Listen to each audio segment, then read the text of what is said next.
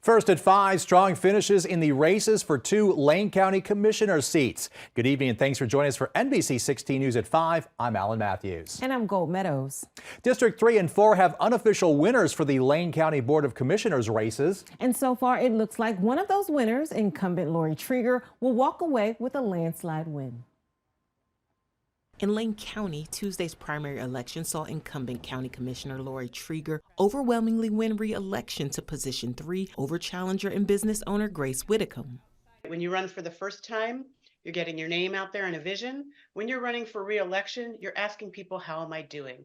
Am I representing your needs, your concerns, the issues you care about? Not only am I feeling great that the voters answered that question with a yes, but with a nearly 88% yes. As you go into a new 4-year term, what can voters expect to see? They can expect to see the same thing that they voted for me to put me in office, and so resoundingly voted to keep me there, which is someone who takes the job very seriously, shows up in the community, does my homework, using good process to arrive at decisions around the critical issues: behavioral health care, access to treatment for drug addiction services, housing and homelessness, and of course protecting the environment. As votes came in Wednesday, position 4 incumbent Pat Farr, who served on the board for over 11 years, took a more than 15% lead over challenger Zach Mulholland.